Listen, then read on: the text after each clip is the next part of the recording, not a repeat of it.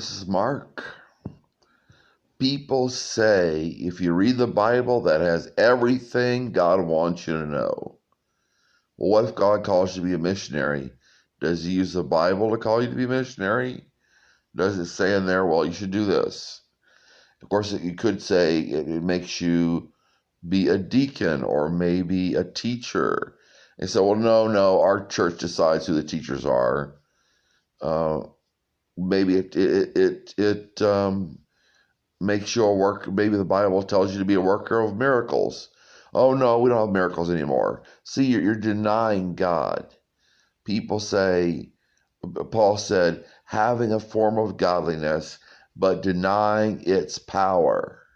These people have nothing to do with them. Nothing to do with them. Paul received his calling by revelation, not from the Bible.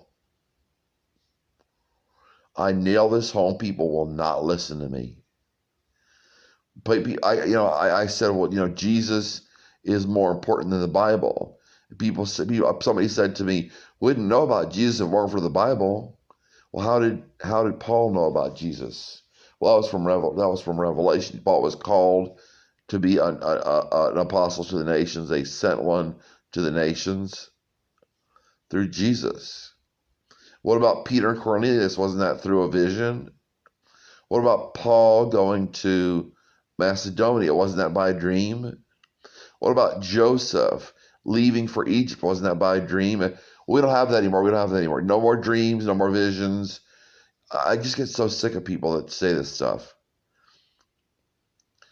God gives visions, God gives dreams, God gives callings. If you're a missionary, you should be one because God called you, not because there's a general message in the